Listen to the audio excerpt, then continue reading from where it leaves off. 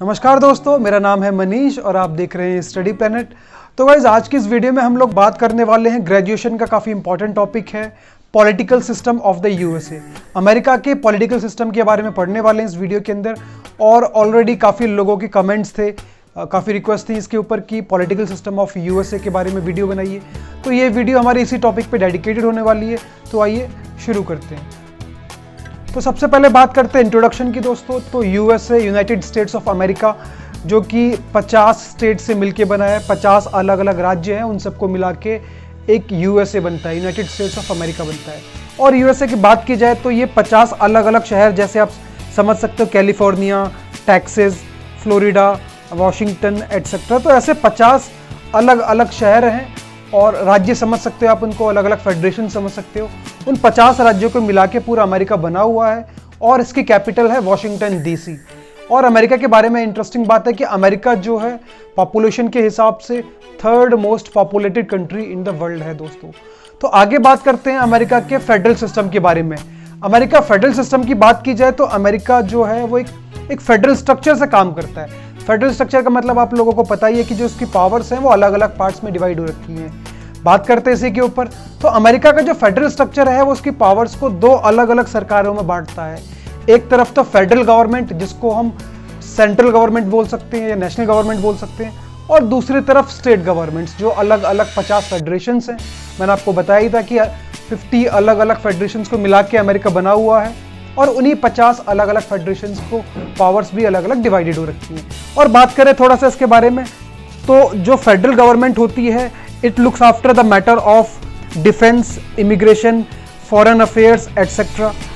आप समझ सकते हैं कि जो केंद्र सरकार है, वहाँ की जो फेडरल गवर्नमेंट है, वो क्या देखती है कि इमिग्रेशन के जो टॉपिक्स होते हैं या फिर डिफेंस के जो मैटर्स होते हैं या फॉरेन रिलेशंस, दूसरे देशों के साथ किस तरीके से डील करना है। तो ये सारी चीज़ें जो देश से संबंधित होती हैं, वो सभी चीज़ें वहाँ की केंद्र सरकार या हम बोल सकते हैं फेडरल गवर्नमेंट देखती है। और इसके अपोजिट में जो स्टेट गवर्नमेंट्स होती हैं, it looks after the matters of taxation, law making etcetera. मतलब जितने भी पब्लिक अफेयर्स से रिलेटेड टॉपिक्स या पब्लिक इशूज से रिलेटेड टॉपिक्स होते हैं, चाहे वो टैक्सेशन हो गया, चाहे वो लोगों का वेलफेयर हो गया, ये सभी राज्य सरकार के अंडर में आते हैं दोस्तों।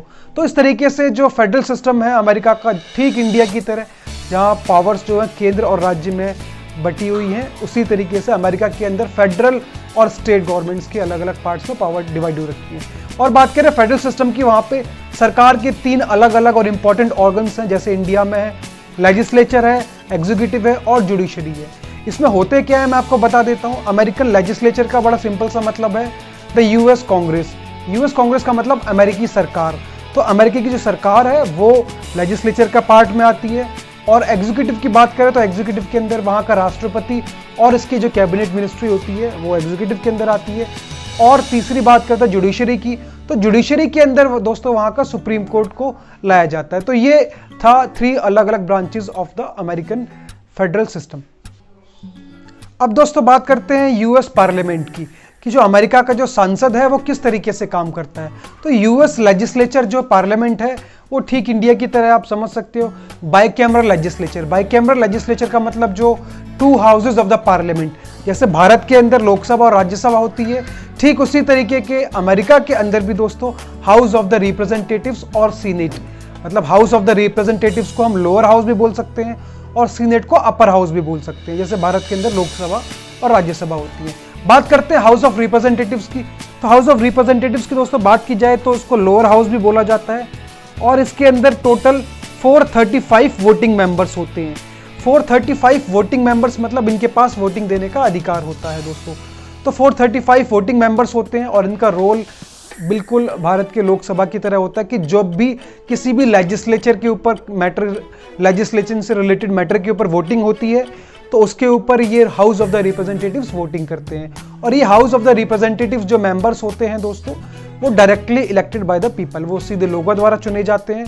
और इंटरेस्टिंग चीज़ ये है कि इनका जो कार्यकाल होता है वो सिर्फ 2 साल का होता है। भारत की तरह नहीं है कि लोकसभा का जो कार्यकाल है वो 5 साल का है, लेकिन यहाँ पर क्या होता है, हाउस ऑफ रिप्रेजेंटेटिव्स का जो कार्यकाल है वो 2 साल का होता है। और इंपॉर्टेंट फंक्शन इनका क्या होता है कि जितने भी लेजिस्लेशन से रिलेटेड मैटर्स होते हैं उन सभी के ऊपर वोटिंग करना दोस्तों।